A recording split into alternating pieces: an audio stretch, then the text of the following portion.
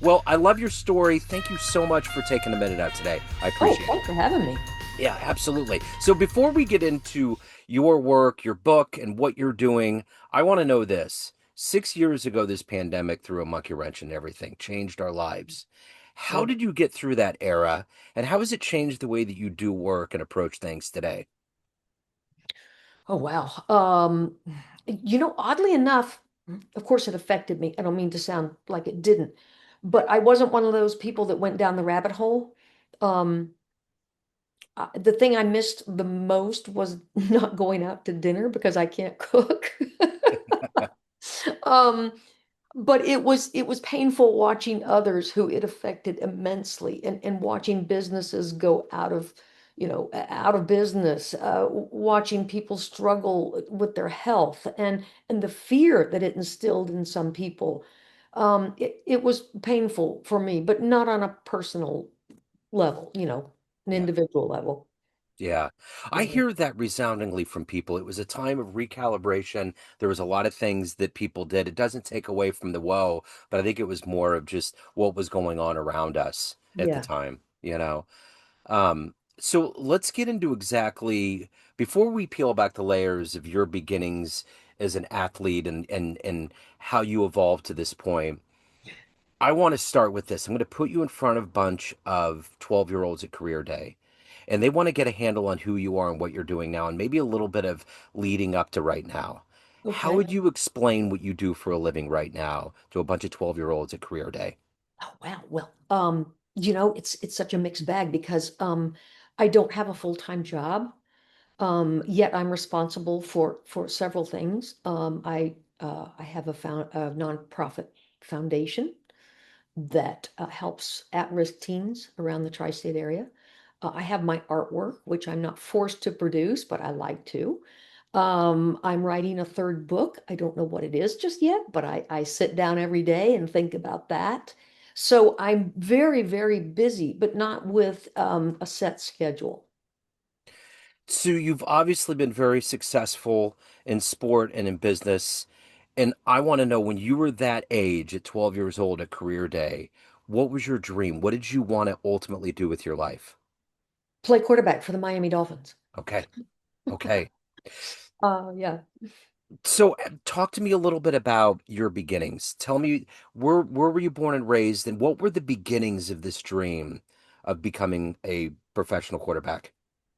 I grew up in a rural, tiny little town in Florida called Zephyr Hills. It's just north of Tampa on a cattle ranch. Um, and my dad was a big football fan. He loved the Gators and he loved the Dolphins. So I was kind of, marinated in football from a young age. And the Dolphins were just it for me. It was the time of the 72 Dolphins when they were so good.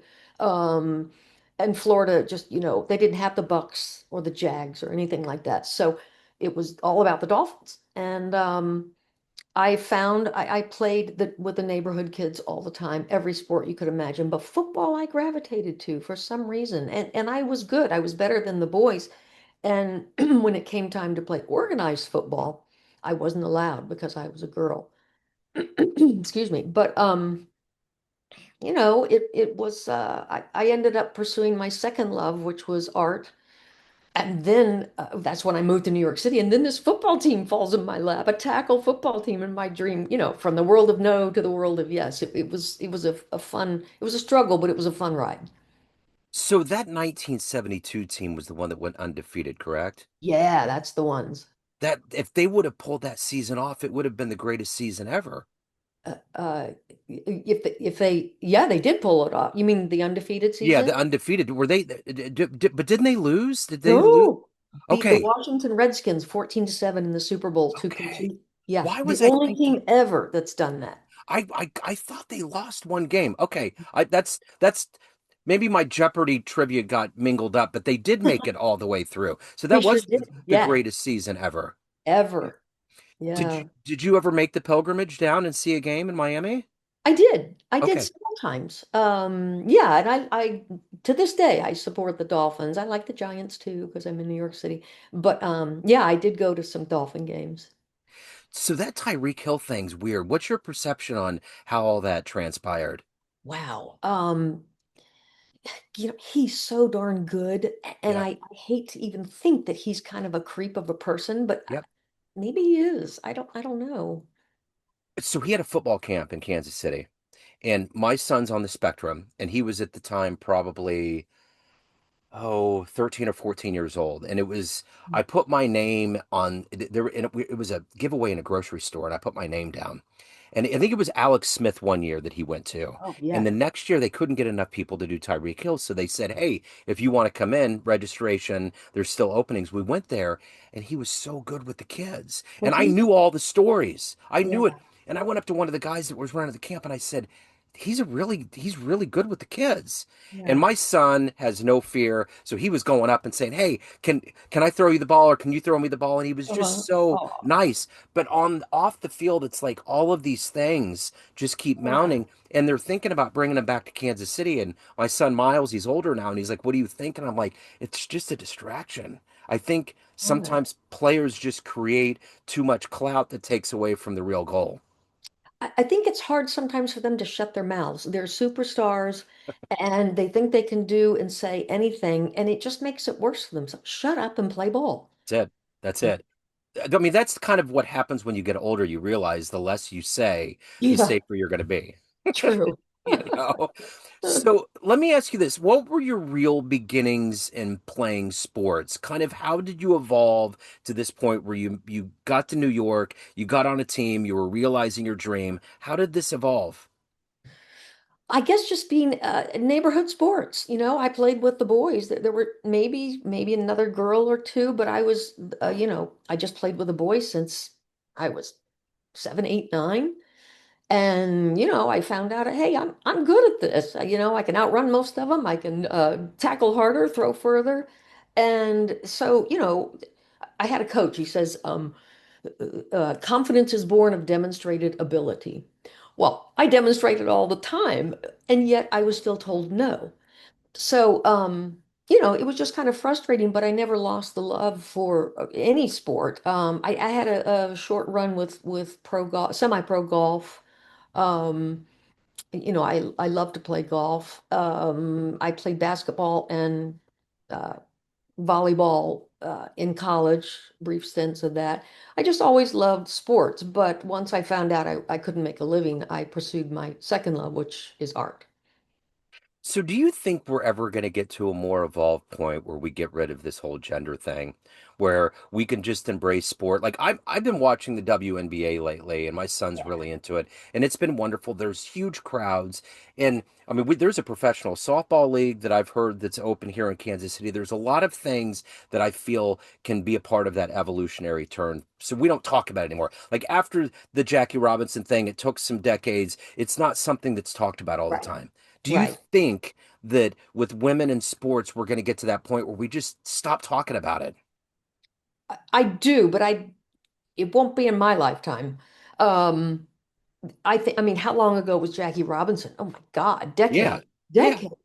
Right. And we're just now emerging, women's sports is just now emerging, and people are still talking about it. Is it on the rise? Absolutely. Has it changed? Yes.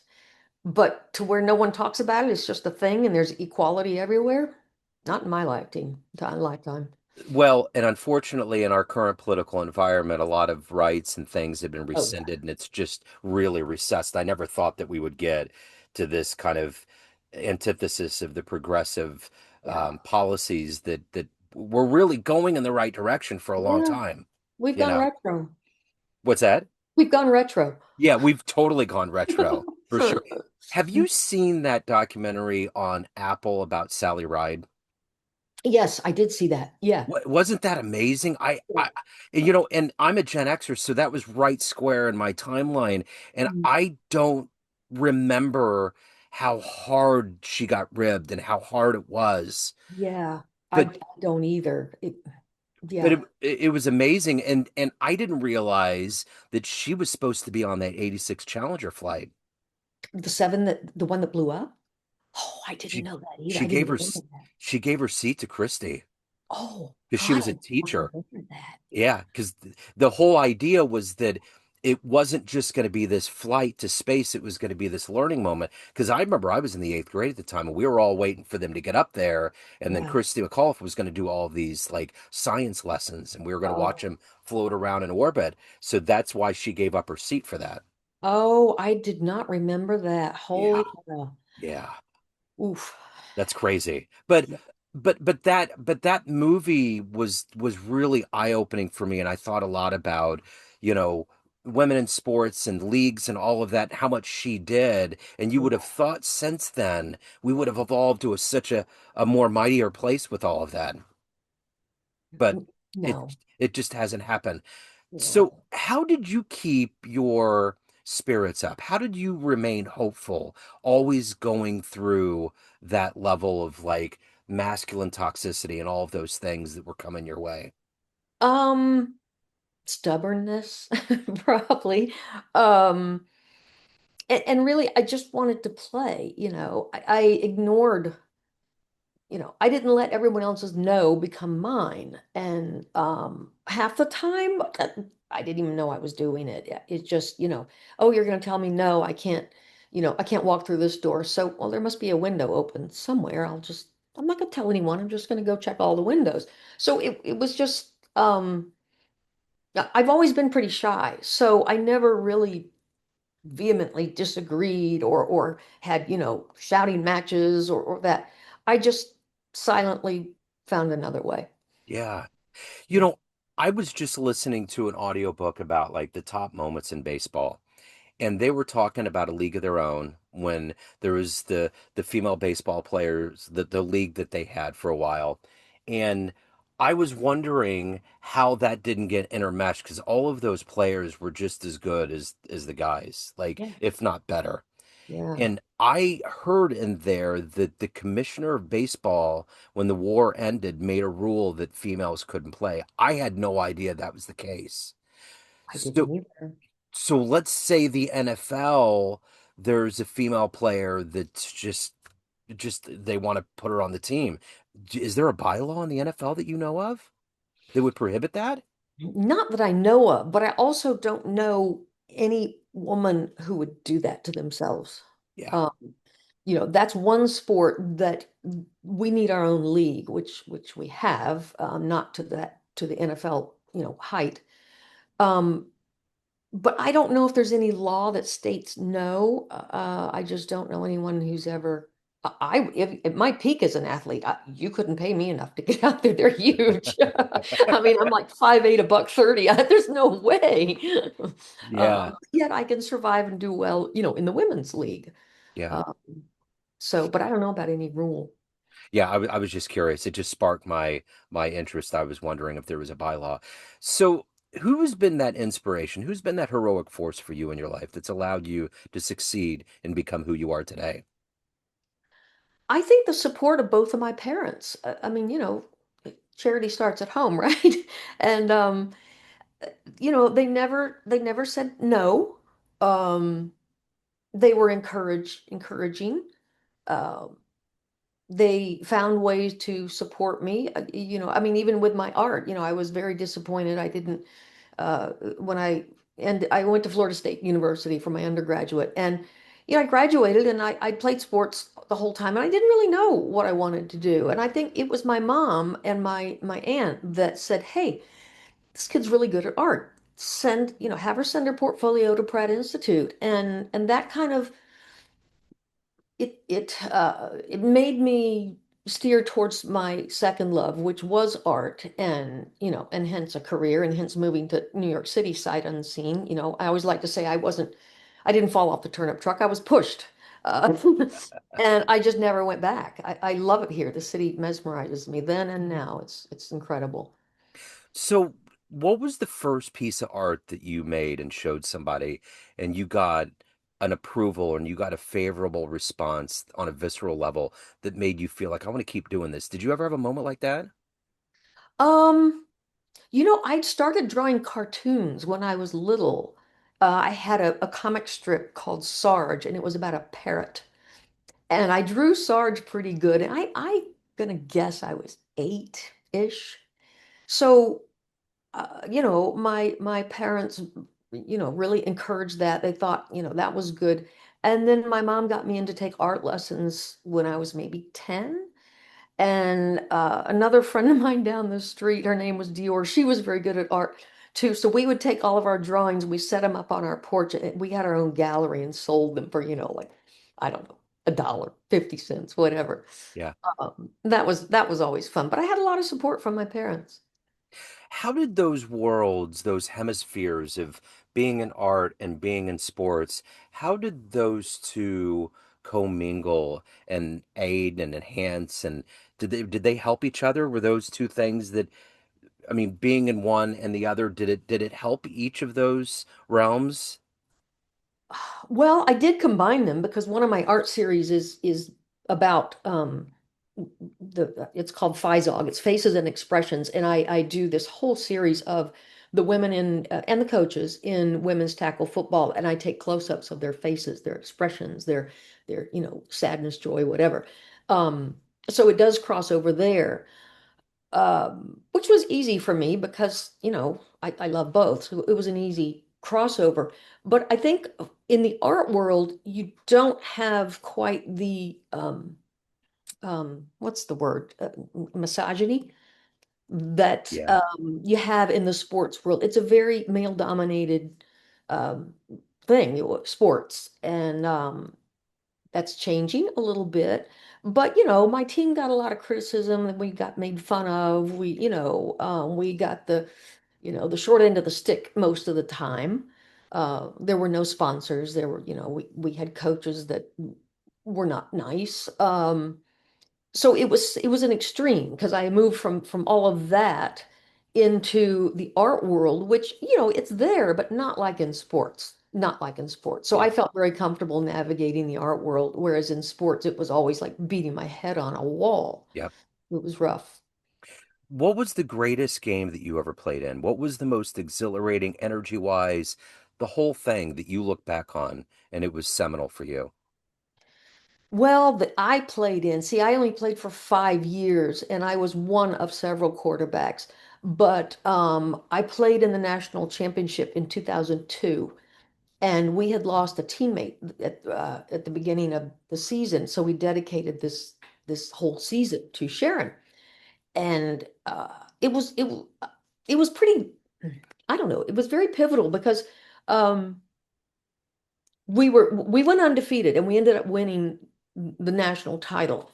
But I just remember before the game and the emotion because there we were and Sharon wasn't. It was. The whole game was played at a different level. It Yeah. was a different feeling. So I'll always remember that. Who's been one of your favorite athletes? Who's been an inspirational athlete that you've always admired? Billie Jean King. Yeah. She's phenomenal. That woman is just like the Energizer Bunny. She doesn't stop giving. And she endorsed both of my books. Um, she's just done more for women's sports than anyone else that I can think of, men included. She's just phenomenal. And she just keeps going.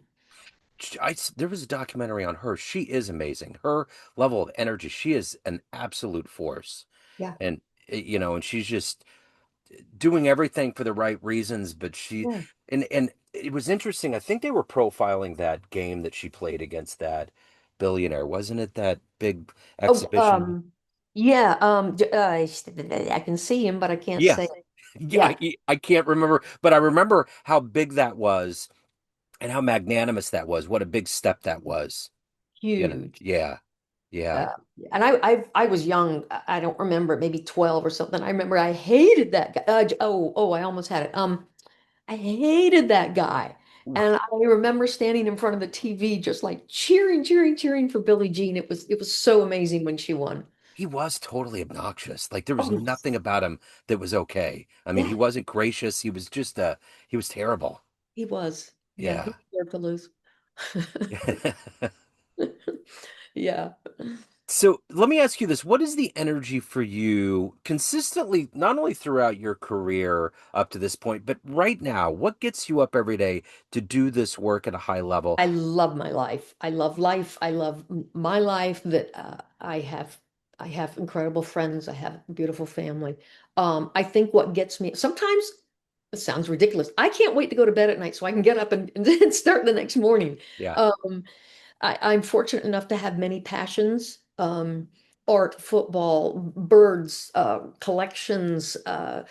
So I never, I ever get bored. Um, so when I get up in the morning, I have a little bit of a routine. I have a parrot. So I get her all, fed and taken care of. She's adorable. She talks her little head off and, make coffee and head up to the computer and see what's going to take my energy and get me going for the day. And it varies, sometimes it's just things that I have to get done. Other times I get to dive into my art. Other times I might get an idea that, for my third book. So I start writing little things. Just the world is wonderful. You just got to pay attention. So, Changing Cadence, but that's the latest book, correct? That's correct. Talk to me a little bit about the idea. I know you're working on the third, but take me into this book. What was the idea? How did it begin? How did it evolve? Well, my first book only took the team up to 2002, and we existed till 2018. So I wanted to do another book, about the Sharks and about the final seasons, and this last season, I wanted to kind of chronicle it. Well, at the same time, my mother was moving into assisted living down in our little town in Zephyr Hills, Florida.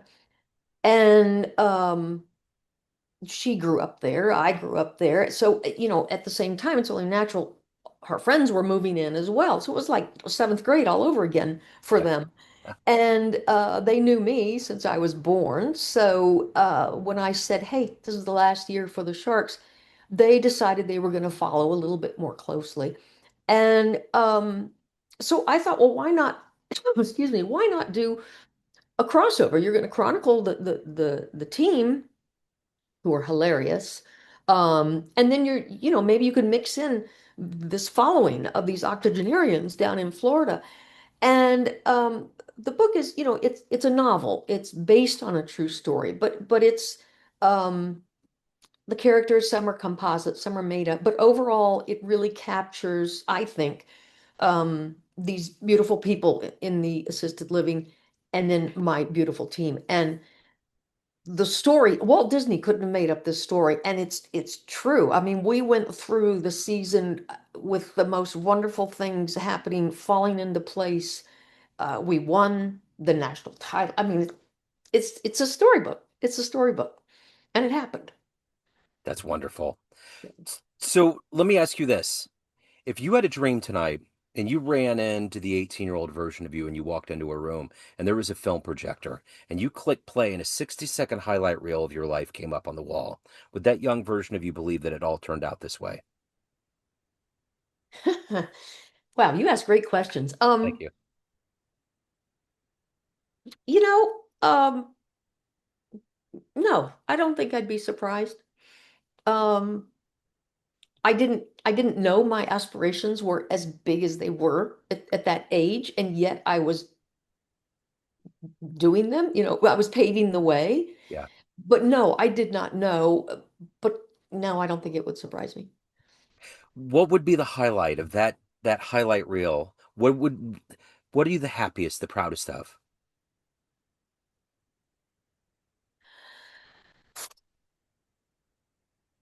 Probably these books. Yeah. I have to say these books because inside those books is the rest of it. Yeah. And I was able to sit down and chronicle and really um, it's not just my story. It's it encompasses so much about everyone else as well. And um, I think it just highlights a lot of people. And also, it may be football may be the vehicle, but it's so much bigger than football. And I think I'm proud that I was able to tell my story, but have others relate. What's been one of your favorite fan letters? I just got one the other day. It was actually a thank you note. It was very sweet. Now that I don't have the team, I like to send. monies to other teams anonymous. Well, the owners know, but I send and say, look, if you've got a player who's struggling paying their fees, whatever, please help them. Don't tell them who it is, just help them. Yeah. So I walked up to a game the other day in Baltimore. I went to watch. My friend Tanya owns the team, and this kid walked up to me and handed me a card. Somehow she'd found out who it was, and uh, it was just really sweet. It said thank you. I probably wouldn't have been able to play this season. I mean, it was just oh, it makes me cry. Yeah, that's huge. I Yeah, mean, that's it. I mean, you're igniting a fire that's going to last for a lifetime, you know? That's yeah, amazing. yeah. So, after all this time, this long, winding ride, everyone has a perception of you. Family, friends, fans, everyone that gets your books, everyone that knows you in varying capacities, but you run the show. What's your perception of you? Who do you think you are? I'm always surprised when someone says something like, I, I ran into another player that I hadn't seen in years and years, and she said, "Oh, I saw your books, she goes, you always were a badass." And I don't see that. I just, I just feel like I kind of do my own thing and mind my own business and just do what I want to do. And fortunately, I do find out that I've affected a lot of people, hopefully for the better. Um, but it's odd to see someone else's perspective of you. Yeah, it Yeah, certainly is. yeah. So if anybody wants to get the books, they want to delve into your nonprofit, any of the other good work, your artwork, any and everything in your world, where do they go? AndraDouglasArt.com. Okay. You can buy the books on Amazon, and but if you want to learn more about everything else and see the artwork, it's AndraDouglasArt.com. Okay. I will make it easy. I will put links in the show notes. Andrew, this has been absolutely wonderful. Thank you so much for your story. Thank you for taking a minute. I really appreciate it. I appreciate it too. Thank you so much. Absolutely.